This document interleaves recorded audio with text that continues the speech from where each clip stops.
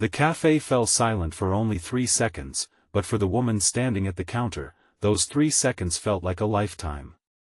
The payment terminal flashed a cold, unforgiving message: transaction declined. People waiting in line exchanged awkward glances. Someone sighed impatiently. Another customer quietly pulled out a phone, pretending not to watch.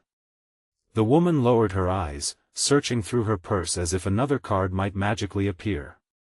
Her face showed neither anger nor embarrassment, only exhaustion, the kind that comes from carrying invisible battles for far too long.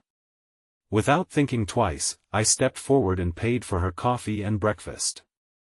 Before we continue, if you believe that one small act of kindness can completely change someone's life, please take a moment to like this video, leave a comment telling us where you're watching from, share this story with someone who still believes in good people, and subscribe to Kindness Tales Journey for more heartwarming stories that remind us humanity is never truly lost. My name is Rowan Mercer, a 29-year-old warehouse clerk who had spent most of his adult life trying to stay invisible. Life had taught me that attention often brought trouble. After my father passed away from a heart condition and my mother became too sick to work, every dream I once carried quietly faded behind overdue bills, medical appointments, and endless overtime shifts. I never expected success. I simply hoped each paycheck would be enough to keep the lights on for another month. That Monday morning began with sunlight pouring across the city streets, giving everything a warm glow that almost convinced me life was finally turning around. I had accepted an entry-level operations position at a growing logistics company after nearly 8 months of unemployment.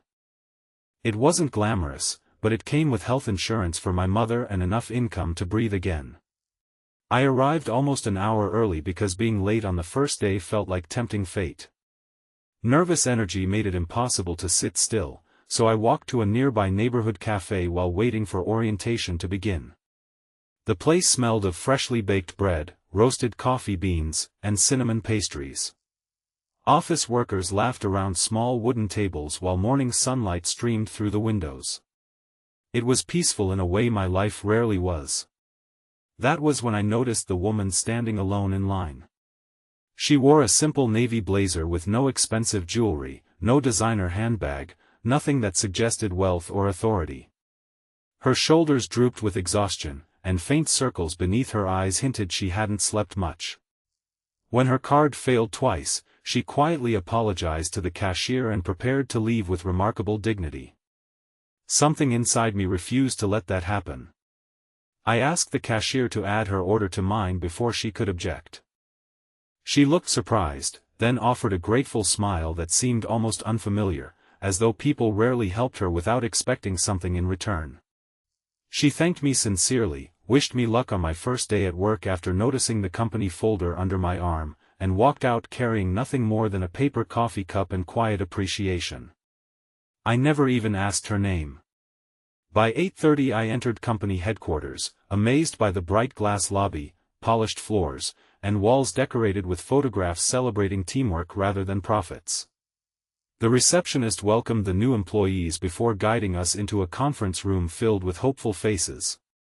Everyone whispered about one thing: the arrival of a new chief executive officer. Rumors described someone brilliant but mysterious, a leader hired to rescue the company after years of poor management. As orientation ended, every employee was called into the main auditorium. Hundreds of workers filled the seats, wondering what kind of person would lead them into an uncertain future. Then the doors opened. The same woman from the cafe calmly walked onto the stage. For a moment I wondered if exhaustion had made me hallucinate. The woman whose breakfast I had quietly purchased now stood behind the podium as the company's new CEO. The room erupted into applause while my heart nearly stopped. She scanned the audience with calm confidence until her eyes briefly met mine. There was only the smallest pause before a warm, genuine smile crossed her face, a smile no one else seemed to understand. In that instant I realized something extraordinary. She remembered me.